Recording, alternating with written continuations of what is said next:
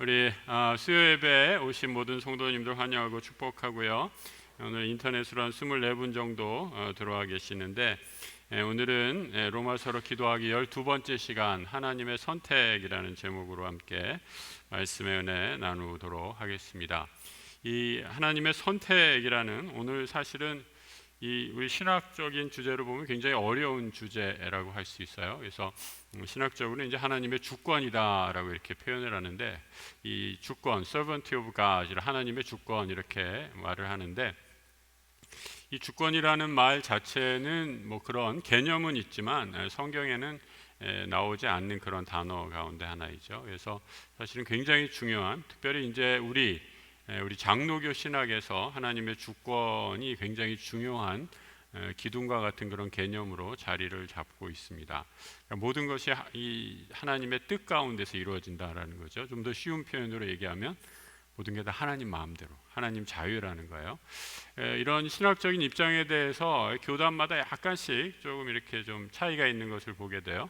그러니까 아르미니안주의라고 이렇게 하는데, 이 인간의 하나님의 주권보다는 인간의 자유 의지를 좀 강조하는 신학, 이제 아르미니안주의로부터 시작해서 이제 감리교 계통의 그 신학 그 흐름들은 이 하나님의 주권보다는 아니다, 우리가 이 죄된 세상에서 인간의 이 타락에도 불구하고 우리 인간이 해야 할 분명한 일들이 많이 있다라고 이렇게 얘기하면서 인간의 의지, 인간의 액션, 인간의 실천들을 굉장히 많이 강조한다면, 우리 장로교 신학에서는 물론 뭐 인간의 행동이 아무것도 필요 없다는 것이 아니라 가장 중심, 이 세상의 모든 만물의 중심에는 하나님의 주권, 하나님이 다스리심이 자리하고 있다라는 그런 고백이죠. 그래서 하나님의 주권 사상을 오늘 사실은 이 로마서 9장만큼 잘 보여주는, 또 바울 신학이 잘 드러내주는 그런 본문이 없다라고 이렇게 생각을 합니다.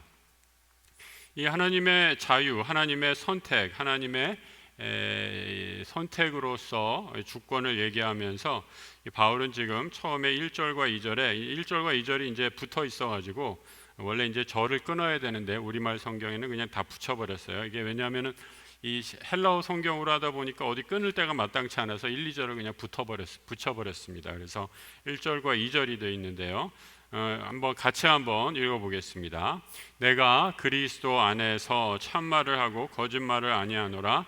나에게 큰 근심이 있는 것과 마음에 그치지 않는 고통이 있는 것을 내 양심이 성령 안에서 나와 더불어 증언하노니. 9장의 이 처음 시작이 굉장히 이제 무겁게 시작이 되죠. 처음에 여러분 어떤 사람이랑 이제 대화를 하는데 이렇게 대화를 시작한다 생각해 보세요. 참말하는 거야, 거짓말 아니야? 라고 이렇게 말하면서 시작한다면 그 대화가 이제 처음부터 좀 무거워지는 거죠. 그러면서 내가 지금 하려는 말이 거짓이 아니다, 이 말은 참된 말이다 라고 이렇게 얘기하면서, 이 말이 참된 이유는 무엇이냐, 내 말이 거짓이 아닌 이유는 무엇이냐, 중요한 단어 하나가 있죠. 이 바울 신학에 있어서 아주 중요한 또 하나의 개념인데, 그리스도 안에서 내가 말한다라는 거예요. 그러니까 바울은 여러분 모든 말을 할 때 그리스도 안에서 말을 했다라는 거예요. 우리가 참 말을 많이 하면서 살잖아요. 말을 많이 하면서 사는데 우리 성도들은 어떤 태도를 갖고 살아가야 하는가? 내 모든 말, 내 모든 말과 행위가 그리스도 안에서 이루어지는 것처럼 생각하고 살아야 된다라는 거죠. 만약에 우리 모든 말과 행동이 그리스도 안에서 이루어진다라고 생각한다면 조금 더 내 말과 행동이 바뀌어지지 않겠어요? 조금 더 쉽게 말해서 예수님이 항상 내 옆에 계신다라고 생각하면서 내 말과 행동을 한다면 내 말과 행동이 달라지지 않겠어요, 여러분? 그럼 예수님 옆에 계시는데 막 박수 한번 들러엎고 막 욕하고 싸우고 그럴 수 있겠어요? 그런 간이 부은 사람 별로 없겠잖아요. 그런 마음으로, 그게 뭐 어떤 위선적인 마음이 아니라 내 삶에 항상 주님이 내 삶의 참말을 증언하시는 대언자가 되시는 그 주님, 내 진리의 보증 되시는 주님을 내가 의지해서 이 말을 한다라고 이렇게 말하는 거죠. 그래서 바울은 그의 서신서에서 이렇게 찾아보니까 여러 군데서 내가 그리스도 안에서 말한다라는 표현을 여러 군데서 쓰고 있는 것을 보게 됩니다. 고린도후서 2장 17절, 또 고린도후서 12장 19절에 이렇게 나와 있는데, 먼저 12장 17절에 보면은 우리 같이 한번 읽어볼게요.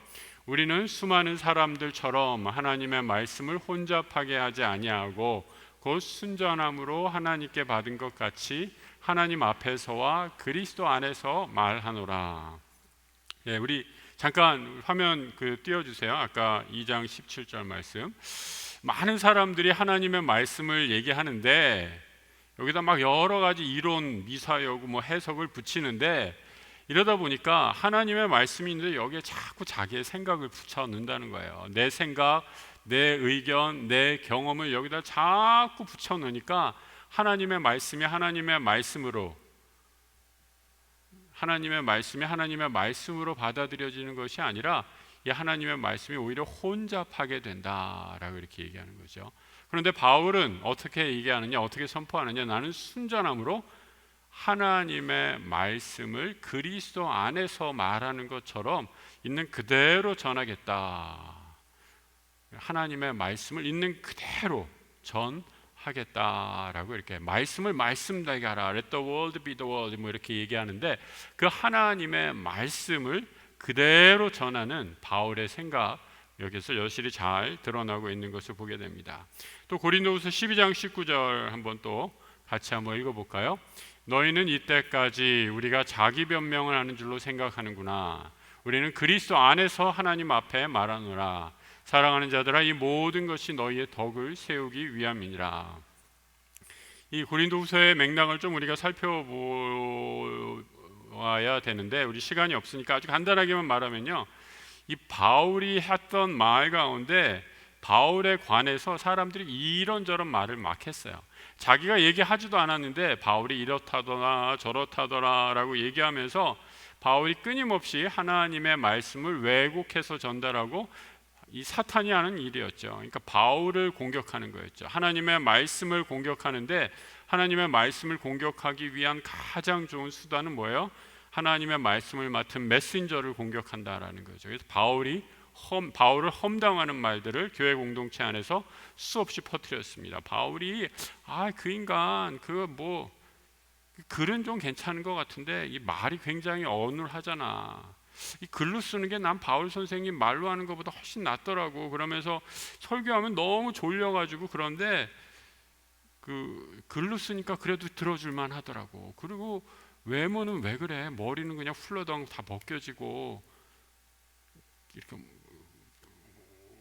벌써 나이가 몇인데 허리도 구부정하고, 하여튼 이런 여러 가지 바울에 대한 외모에 대한, 그리고 그의 말에 대한 불필요한 말들, 공격들, 인신 공격적인 말들이 고린도 교회 내에 아주 많았다라는 거죠. 그런데 바울은 이렇게 얘기하죠. 똑같이 그리스도 안에서 하나님 앞에서 말한다라는 거죠. 그리고 내 이 모든 말은 어떻게? 교회의 덕을 세우기 위한 말이다라는 거죠. 그러니까 여러분, 우리가 교회에서 말씀을 하실 때, 대화를 할 때 내 이 말이, 내가 무심코 뱉은 말이 교회의 덕을 세우는 말인가 아닌가라는 것을 곰곰이 잘 생각해 볼 필요가 있습니다. 그래서 여러분, 이 말이라는 게 참 요상해요. 그렇죠? 내가 아무리 말을 잘하려고 해도 말을 많이 하게 되면, 많이 하면 할수록 말에 시험에 드는 것이 말입니다. 말을 많이 하게 되면 말이 말 같지 않게 되고요. 이 말을 많이 하게 되면 말로 인해서 시험에 빠지게 되고요. 나는 이렇게 생각하는데 그 말을 전혀 다르게, 그 말을 왜곡해서 받아들이는 사람이 있게 되고요. 나는 분명히 A라고 얘기했는데 전혀 다른 의미로 받아들이는 사람도 있게 되고, 그러니까 이 말로 인해서 교회가 시험에 들고 어려움을 겪게 되고 수많은 그런 갈등과 분열을 겪게 되는데, 바울은 여기에 대해서 모든 우리 언어 생활의 규칙, 말에 대한 원칙을 세우고 있죠. 예수 안에서 하나님 앞에서 말하는 것을 하라, 덕을 세우기 위한 것으로 얘기하라 라고 이렇게 큰 원칙을 우리에게 전해주고 있습니다. 이 원칙을 잘 기억하시면서 우리가 교회 안에서의 언어 생활을 했으면 좋겠습니다.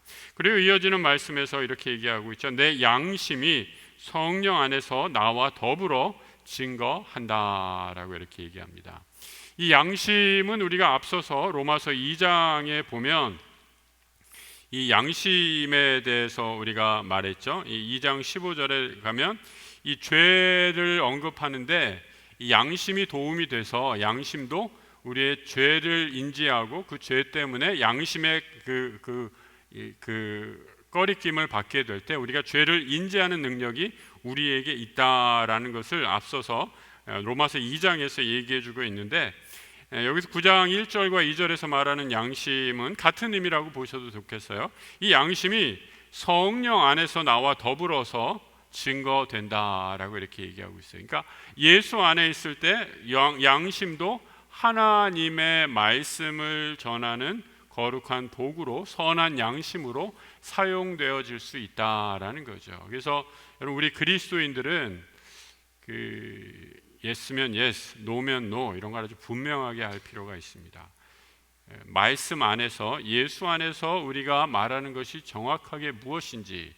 그래서 이제 그 교회 안의 용어들을 이렇게 가만히 이렇게 들어보면 이게 은혜되는 말만 해야 된다라고 생각하고, 그리고 남들과 척을 지면 안 된다라고 생각을 해서 이게 예스인지 노인지 그 대답이 아주 불분명하고 애매한 태도를 갖는 그런 말들을 종종 듣게 됩니다. 그런데 여러분, 오늘 성경에서 말하고 있는 것, 덕을 세우기 위한 말, 그리고 하나님 앞에서 우리의 양심에 따라서 정직한 말을 하게 되면 그 말의 의미가 분명해져야 된다라는 것을 오늘 바울은 분명하게 얘기해 주고 있죠. 그러면서 이 참말을 한다라고 얘기하면서 바울이 넘어가고 있는 주제는 이 3절에 이렇게 이어지고 있죠. 자기가 정직하게 정말 하나의 거짓 없이도 얘기하고자 하는 그 말은, 내가 지금 너희에게 하고자 하는 말은 무엇이냐? 3절입니다. 같이 한번 읽어보죠. 나의 형제 곧 고륙의 친척을 위하여 내 자신이 저주를 받아 그리스도에게서 끊어질지라도 원하는 바로다. 이 처음부터 막 이렇게 거짓말을 안 하고 참말을 한다, 내 양심이 성령 안에서 나와 더불어 증거한다라고 이렇게 얘기하는데, 이 말을 꺼내기 위함이었어요. 그 첫 번째 이 무거운 말을 시작하면서 그 주제는 무엇이었는가? 바로 바울이 이스라엘 동족을 향한 말이다라는 거죠. 그 동족을 향한 바울의 마음이 어떠한가라는 거죠. 나는 우리 이스라엘 동족을 위해서라면 내가 저주를 받더라도, 그래서 그리스도에게서 끊어질지라도 난 그것을 원할 정도로 내 동족 이스라엘을 사랑한다라고 이렇게 얘기하고 있는 거예요. 이것이 나의 참된 양심의 증언이고 하나님도 내 마음을 아신다라고 이렇게 얘기하는 거예요. 그러니까 여러분, 사실 바울의 이 성경, 바울의 이 서신서, 또 로마서나 사도행전을 쭉 보면 이 바울이 유대인들과 굉장히 큰 대립을 세워서 복음을 전하는 것들을 보게 됩니다. 사도 바울이 전도 여행을 하면서 복음을 전했던 게 그냥 아무도 없는데 그냥 우리 약수시장에 나와서 예수 믿으세요, 예수 천당 불신지옥 이렇게 전했던 게 아니에요. 유대인들이 흩어져 있는 디아스포라 유대인들이 세워놓은 회당에 가서 유대교를 믿는 자기 동족들에게 복음을 전하면서 그 동족들과 때로는 대립하고 또 논쟁도 하고, 심지어는 이제 막 그들 동족에게 잡혀서 고문도 당하고 죽음의 위기까지 경험했던 바울이었거든요. 그러니까 사람들이 바울이 살아왔던 삶의 행적만 보면 저 사람 유대인과 원수겠구나, 당연히 이렇게 생각했다는 거죠. 유대인도 바울을 엄청 싫어하고 바울도 유대인을 엄청 싫어하겠거니, 둘 다 원수 중에 저런 원수 관계가 없겠거니 라고 이렇게 생각했을 텐데, 바울은 이런 사람들의 편견에 대해서 그게 전혀 아니다, 나만큼 유대인을 사랑하는 사람, 내 동족을 사랑하는 사람이 있을까? 나와보라. 나는 정말 우리 동족인 이스라엘을 사랑한다. 내가 차라리 그리스도에게서 끊어질지라도 유대인을 주님께로 인도할 수만 있다면 나는 차라리 그렇게 하겠다라고 하면서 그의 피 끓는 심정을 이 로마서에서 표현하고 있다라는 거죠.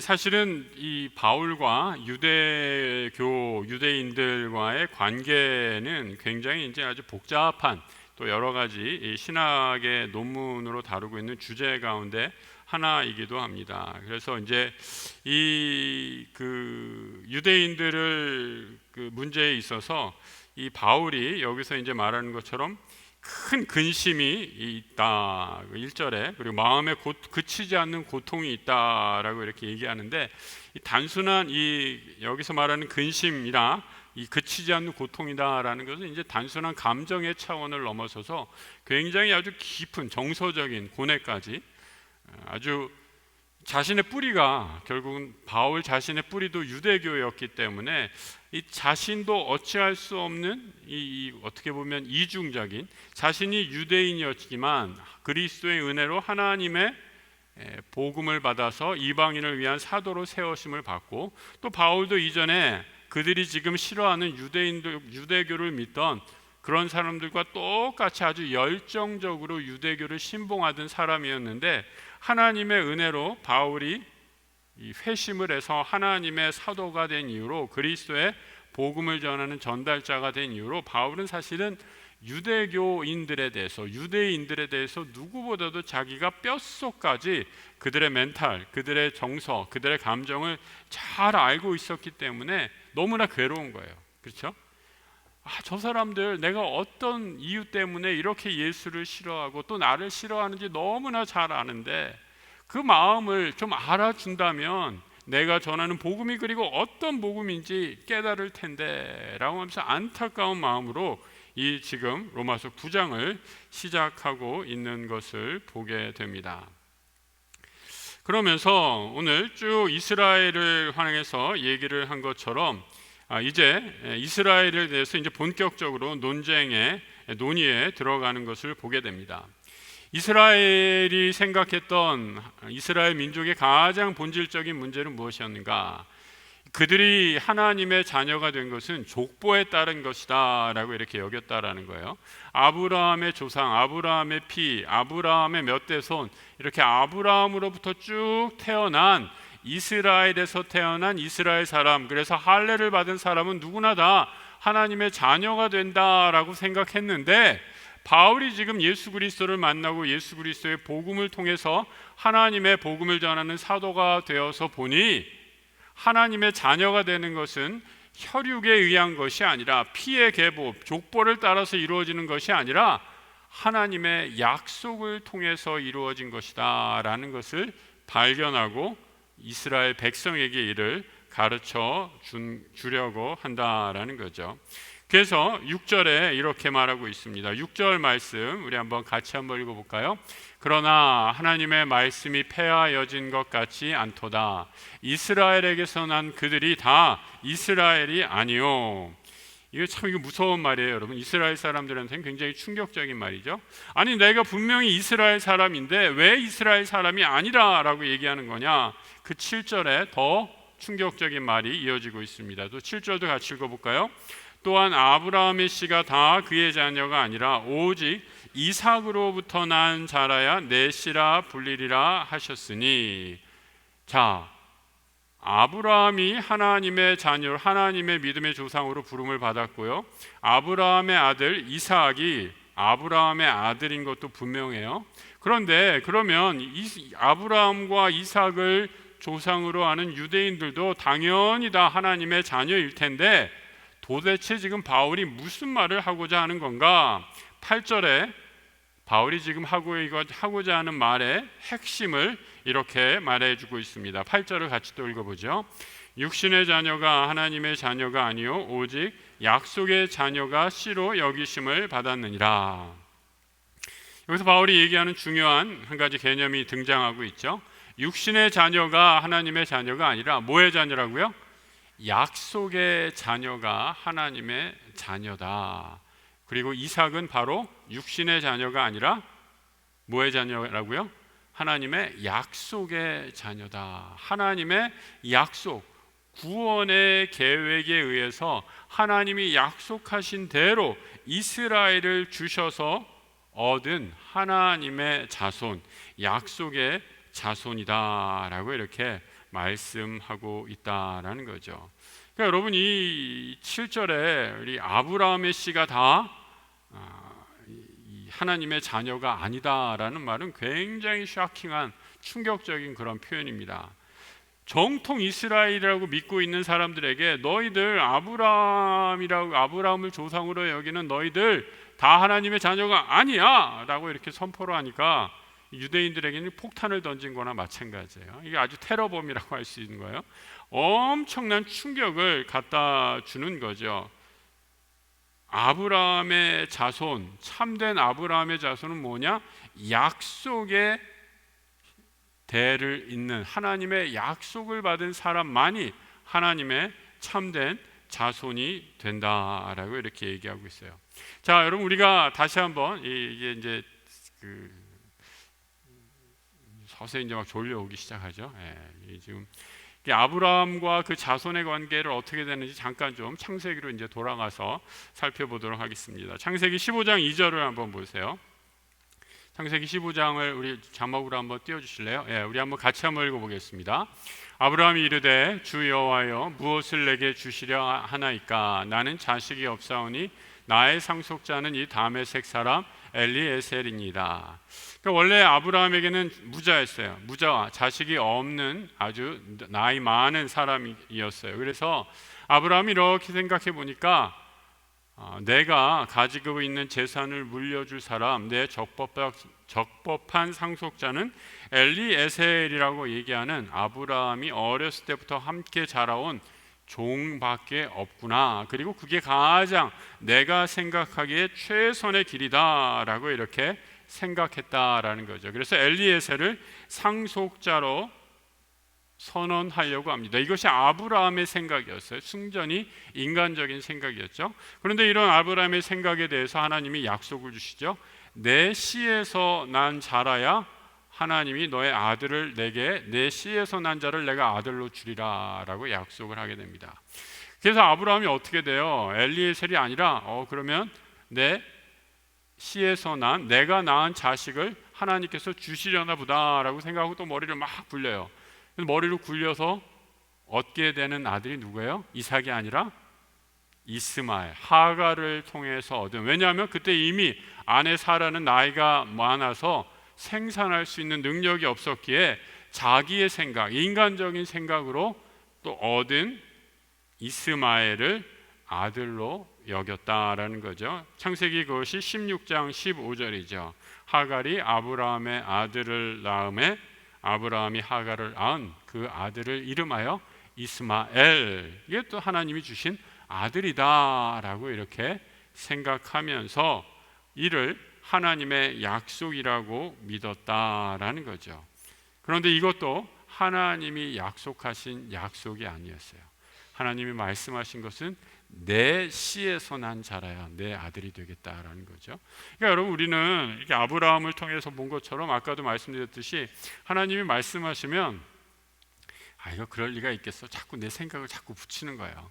하나님이 말씀하시면 그래, 누구야? 그 엘리에셀이겠지. 또 엘리에셀이 아니다 그러니까 그래? 그러면 하갈을 통해서 주시겠지. 그래서 계속해서 자기 생각과 자기 경험으로 하나님 말씀에 덧칠을 하는 거죠. 그러다 보니까 하나님의 말씀이 참된 의미가 점점 왜곡이 돼서 하나님의 말씀이 변질되는 그런 현상들이 우리 주변에서 얼마나 많이 일어나게 됩니까?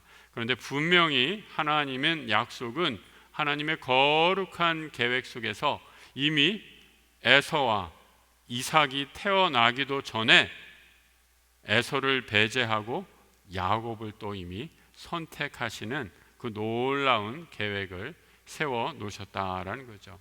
하나님이 이삭을 주시고 또 이삭 가운데 야곱과 에서와 야곱을 주셨는데 여러분 어떻게 됐어요? 이삭의 생각은 큰아들인 장자인 에서가 당연히 자신의 뒤를 이룰 거라 생각했죠. 그런데 약속의 씨를, 약속을 이을 자손은 큰아들 에서가 아니라 둘째 야곱이었다라는 거죠. 이미 야곱과 에서가 태어나기도 전에 하나님께서 야곱을 택하셨다라고 이렇게 얘기하는 거죠. 그래서 여러분, 이 재미있는 표현이 있어요. 뭐라고 얘기하고 있는가? 11절을 한번 보세요. 11절에, 오늘 9장 11절에 이런 표현이 있죠. 그 자식들이 아직 어떻게 됐다고요? 아직 나지도 아니하고 무슨 선이나 악을 행하지도 아니한 때에 택하심을 따라 되는 하나님의 뜻의 행위로 말미암지 않고 오직 부르시는 이로 말미암아 서게 되었다라는 거예요. 그러니까 여러분, 이게 참, 아까 제가 하나님의 주권이다라고 이렇게 얘기했는데, 이 하나님의 주권은요, 어려운 개념이 아니라, 하나님의 주권은 어려운 개념이 아니라 우리 인간이 받아들이기 힘든 개념이에요. 왜요? 우리가 교만해서. 우리 인간은 이제 우리 현대 사회 문명, 우리 이 오늘날 우리가 사는 세상의 시스템과는 전혀 다르게 작동하다 보니까 하나님이 행하시는 독특한 하나님의 절대 주권의 영역은 우리에게 너무나 낯설게 여겨지는 거예요. 그러니까 막 이런 얘기를, 이런 글을 읽으면 요즘에 막 이 소위 인문사회과학자 혹은 뭐 이 신앙이 없는 사람들은 막 분노를 하죠. 아니, 이런 말도 안 되는 가부장적이고 뭐 쇼비니스틱하고 파시즘적인 뭔가 이 그 사회과학의 이론을 다 붙여대면서 성경을 공격하고, 이런 전근대적인 가부장적인 이런 성경이 어디 있느냐라고 이제 공격을 할지 모르지만, 오늘 여기서 말하고 있는 것은 하나님의 절대 주권을 얘기하고 있다라는 겁니다. 그럼 절대 주권 믿으십니까? 믿으세요? 정말 믿으세요? 아직도 못 믿으시겠죠? 네. 절대 주권, 우리 모든 인생의 결정을 내리시는 분이 누구세요? 하나님이십니다. 우리 자녀가 속색이고 말 안 듣고 사고치고 나를 수없이 실망을 해도 그 자녀의 인생의 길을 결정하시는 분이 누구시라고요? 하나님이십니다. 남편과 매일같이 전쟁과 같은 부부싸움을 하고 저 인간 대체 언제 바뀌나 한숨 푹푹 쉬면서 실망하지만 저 인간조차도 하나님의 손에 있음을 믿습니다라고 고백하는 것, 그것이 바로 하나님의 절대 주권을 믿는 신앙인의 태도다라는 거죠. 내 모든 인생, 내 모든 학업, 내 모든 자녀의 일, 직장의 일, 내 삶의 주변의 모든 일들을 다 하나님이 다스리심을 인정한다라는 것, 거기에서 바로 하나님의 주권 사상이 나온 거거든요. 이 믿음으로 살아갈 때 이것을 바로 하나님의 주권이다라고 이렇게 말씀하고 있습니다. 여러분, 신학자들은요, 제가 지난 주일에도 얘기했지만 어떤 개념을 설명하면 막 이렇게 말을 어렵게 해요. 그런데 우리 주님은 이 주권, 하나님의 주권이라는 개념을 얼마나 쉽게 얘기하시는지 몰라요. 그림 언어로 표시해 주세요. 그림으로, 마치 한 폭의 그림을 그리는 것처럼 하나님께서, 우리 주님께서 하나님의 주권을 말씀해 주십니다. 마태복음 10장 29절 이하의 말씀인데요, 우리 한번 같이 한번 읽어보겠습니다. 마태복음 10장 29절의 말씀 같이 읽어볼까요? 참새 2마리가 한 아사리온에 팔리지 않느냐? 그러나 너희 아버지께서 허락하시지 아니하시면 그 하나도 땅에 떨어지지 아니하리라. 너희에게는 머리털까지 다 세신 바 되었나니 두려워하지 말라. 너희는 많은 참새보다 귀하니라. 아멘. 예수님이 하나님의 주권에 대해서 설명해 주신 그야말로 그림과 같은 묘사이죠. 참새 2마리가 한 아사리온에 팔린다라는 거죠. 여러분, 참새 성전에 올라갈 때 혹은 시장에서 우리 요즘에 옛날에 그 번데기, 요즘 애들은 번데기도 모르더라고요. 예전에 번데기 한 50원 먹으면 요만한 종이 이렇게 컵에다가 번데기 싸서 나눠주고 그랬잖아요. 번데기 정도 생각하시면 될 거예요. 그 당시 예루살렘에서, 이스라엘에서 참새는요, 한 아사리온, 아주 작은 화폐의 단위인데 요즘으로 생각하면 100원 정도 될까요? 그 정도 작은 돈입니다. 그런 동전 하나 주면 참새 한 마리를 2마리 주는 거예요. 왜 2마리 줘요? Buy one get one free. 그죠? 한 마리 사면 한 마리 덤으로 공짜로 주는 거예요. 그런데 오늘 주님은 뭐라고 얘기하시냐? 이 시장에서 파는 저 번데기 한 봉지 참새 한 마리도 하나님이 허락하시지 않으시면 너에게 주어지지 않는다라고 말씀하시는 거죠. 아버지께서 그 하늘에 너희들이 보기에 그렇게 미물로 여기는 하나 사면 공짜로 더 물어주는 저 작은 미물까지도, 하찮은 그런 짐승까지도 하나님의 모든 일을 결정하신다라는 거예요. 보수가 저 하늘에 나는 새를 보고 빵 똥을 쳐서 딱 맞춰서 와 내가 명사수다라고 자랑하지만 하나님이 허락하시지 않으면 그 모든 일들도 일어날 수 없다라고 말씀하시는 거죠. 한 가지 예를 더 붙이시죠. 너희 머리카락까지 세시는 하나님께서, 너희 머리카락 개수까지 다 세시는 하나님께서 너희 모든 것을 다 알고 계신다라는 거예요. 저는 몰라요. 제 머리털이 얼마나 되는지, 오늘도 얼마나 빠지는지 몰라요. 우리 애가 막 깜짝 놀라더라고요. 아유 아빠 여기가 왜 이렇게 됐어? 막 이러고. 언젠가는 다 빠지겠죠. 그런데 여러분 그 빠지는 게 중요한 게 아니라 하나님이 다 세고 계신다라는 거예요. 그러니까 우리는 참새도 귀히 여기시고 너희는 참새보다도 더 귀히 여기시고 우리 머리털보다도 훨씬 더 귀한 우리 하나님의 자녀인 우리가 두려워하지 말라라고 이렇게 말씀하시는 것이죠. 내가 내 힘으로 내 의지대로 내 능력으로 결정한다라고 생각하고 착각하지만 내 모든 세상 만물의 최종 결정자는 하나님이시다라는 것을 꼭 기억하고 살아가라라고 말씀하고 있는 것입니다. 그래서 여러분 이 하나님의 섭리를 우리가 제대로 깨달을 때 하나님의 우리의 신앙의 이 바운더리가, 경계가 더 넓어지고 더 풍성한 은혜의 삶을 살 수 있으리라 믿습니다. 계속해서 이제 13절에 이런 표현들을 하고 있죠. 13절에 기록된 바 내가 야곱은 사랑하고 에서는 미워했다 하신과 같으니라라고 이렇게 말씀하세요. 여러분 이 구절을 우리가 이렇게 보면은 이 피상적으로만 읽으면 이게 그 하나님이 에서는 미워했고 편애했고 야곱을 더 사랑했다는 말인가? 하나님이 누구를 좋아하고 누구를 싫어하는구나. 정말 세상은 그래. 하나님도 그래. 불공평하시네. 누구는 저렇게 복을 많이 주시는데 내가 하는 일은 다 이렇게 망가지고 지지리도 나는 안 되고 이런 식으로 생각하게 되면 하나님도 불공평하고 세상도 불공평한 것처럼 여겨지게 되죠.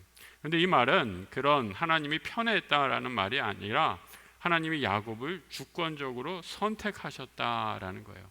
여러분 이 로마서에 우리가 쭉 앞서서 이 읽어온 맥락을 우리가 잘 읽어야 돼요. 로마서는 앞서서 우리가 모든 사람이 죄를 범하였으니 하나님의 영광에 이르지 못하였다라는 것을 분명히 선포하고 있죠.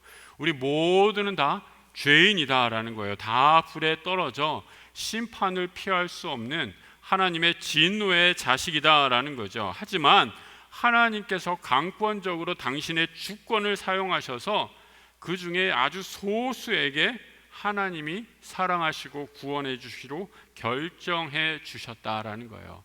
그러니까 하나님의 그런 구원의 은혜를 받았다면 이 어리석은 인간들은 이 구원을 받았다면 여기에 대해서 이렇게 생각하는 거예요. 아니 왜 쟤는 구원해 주고 나는 구원해 주지 않아요? 라고 이렇게 불평을 하는데 그렇게 불평할 것이 아니라 내가 긍휼을 받고 사랑받지 못할 존재가 그런 사랑과 긍휼의 은혜를 입었다면 하나님 왜 나입니까? 나 같은 존재를, 이 벌레 같은 죄인을 구원해 주셨군요. 감사합니다. 감사의 기도밖에 할 수가 없다라는 것을 깨달으라라는 거죠. 바울이 이것이 오늘 이 하나님의 주권적인 선택을 통해서 우리에게 가르쳐 주고자 하는 메시지입니다. 이 14절에 이렇게 표현하고 있죠. 그런즉 우리가 무슨 말하리요? 하나님께 불의가 있느냐? 그럴 수 없느니라 라고 이렇게 말씀하고 있습니다. 이 사실은 이 신적인 편애, divine favoritism 이렇게 얘기하는데 이 굉장히 복잡한 문제입니다. 이걸 이제 신학적으로 물고 들어가면요, 아마 이게 밤새서 이 신학교에서 이 주제를 다루면 뭐 그냥 갑론을박 또 신학의 배경에 따라서 또 자신이 공부했던 백그라운드에 따라서 얼마든지 논의와 방향이 달라질 수 있습니다. 그런데 여러분, 우리가 지금까지 말씀드렸던 것처럼 바울이 지금 로마서 전체에서 얘기하고자 하는 그 핵심은 무엇이냐?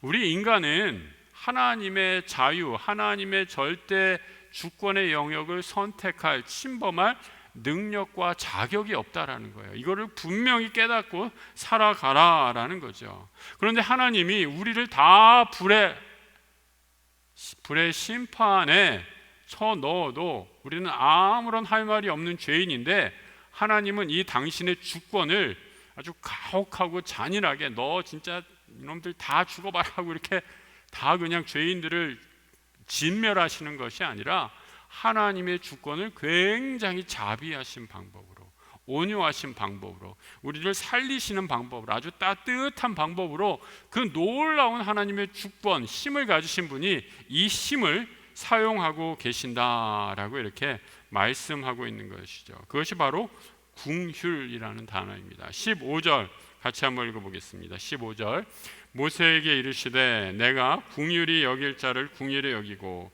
불쌍히 여길 자를 불쌍히 여기리라 하셨으니, 궁휼히 여기고 내가 불쌍히 여기는 것도 하나님의 주권적인 선택이다라는 거예요. 왜 우리 수많은 사람 중에서 왜 나를 택하셨나? 여러분, 그거는 저는 대답할 수가 없어요. 하나님께 물어보세요. 우리가 할 일은 그 수많은 사람 중에 나를 택하셨다면 하나님 감사합니다, 그 구원의 감격 안에 살아가는 것밖에 없다라고 오늘 바울은 우리에게 가르쳐 주고 있다라는 겁니다. 이어지는 16절에서 이렇게 그 답을 얘기하고 있죠. 16절 우리 같이 한번, 중요한 구절인데 같이 소리내서 같이 읽어보겠습니다. 시작. 그런즉 원하는 자로 말미암음도 아니요 다른 박질하는 자로 말미암음도 아니요 오직 궁휼히 여기시는 하나님으로 말미암음이니라. 아멘. 내가 원한다고 구원받는 것도 아니고, 다른 박질이라는 것은 이제 아주 인간이 하게 되는 아주 상징적인 그런 행위, 내 노력을 상징적으로 묘사하고 있는 거죠. 내 노력으로 구원을 얻고 내 공로로 구원을 얻는 것이 아니다. 순전히 이 궁휼의 원천은 하나님의 소관 사항이다라고 이렇게 말씀하고 있는 것입니다. 모든 것에, 모든 일에 결정자는 우리 하나님이시다라는 거죠. 우리가 그것을 안다면 내 삶에 조금 힘든 일이 있고 어려운 일이 있고 낙심할 일이 있더라도 여러분 걱정하지 마세요. 하나님이 다 알고 계세요. 하나님이 참새 한 마리도 하나님의 허락이 없으면 떨어지지 않고, 내 머리카락까지 세심 받으신 하나님이 나를 사랑하시고 나를 지키시고 나와 함께 하신다고 말씀하시는데 두려워 말라라고 말씀하시는 거거든요. 그러니까 하나님의 주권 안에 있음을 우리가 바라보기에 우리는 그 주권을 인정하면서 다시 절망하고 낙심 가운데서도 일어나 기도의 자리로 나아갈 수 있게 되는 줄 믿습니다. 여러분이 하나님의 주권을 다시 한번 우리가 깊이 고백하면서, 하나님 나와 함께 하십니다, 하나님 나의 참 모든 것 되십니다, 하나님의 섭리를 인정하며 살아가는 우리 모든 성도들 되시길 우리 주님의 이름으로 축복합니다. 하나님 아버지, 우리의 삶이, 우리의 생각과 우리의 무의식과 의식이, 우리의 말과 행동이 늘 그리스도 안에서 이루어지기를 간절히 기도합니다. 우리의 말이 양심과 성령 안에서 참된 말을 하는 우리의 언어를 정결케 하여 주시옵소서. 하나님께서 우리를 약속의 자녀로 불러주셔서 감사합니다. 주님, 내 공로와 내 행위와 인간의 경험과 의지가 아니라 오직 우리를 불쌍히 여기시고 우리를 먼저 사랑하셨던 하나님의 자비와 궁휼로 우리가 오늘 이 자리에 있는 줄 믿습니다. 그 은혜의 자비, 그 놀라우신 하나님의 사랑 우리가 먼저 깨달았으니 하나님 아버지 그 사랑 전하며 살아가는 하나님 나라의 신실한 주의 백성들 되게 하여 주옵소서. 내 삶에 아직도 이해하지 못하는 수많은 어려움과 고난, 고통 있습니다. 하지만 주님, 토기장이신 우리 하나님께서 나를 다듬어 가시고 빚어 가시고 하나님 쓸만한 그릇으로 만들어 가시는 하나님의 거룩한 섭리와 주권을 깨달아 나를 온전히 주께 내어드리고 아버지 하나님 그 안에서 점점 더 주님을 닮아가는 거룩한 삶 살아가게 하여 주옵소서. 주님의 주권을 인정하며 겸손히 살아가는 믿음의 삶을 통해 오직 우리 하나님 영광 받아주시고 우리 믿음의 몸된 교회를 통해 하나님의 나라가 더욱더 확장되는 은혜 역사를 이루어 주옵소서.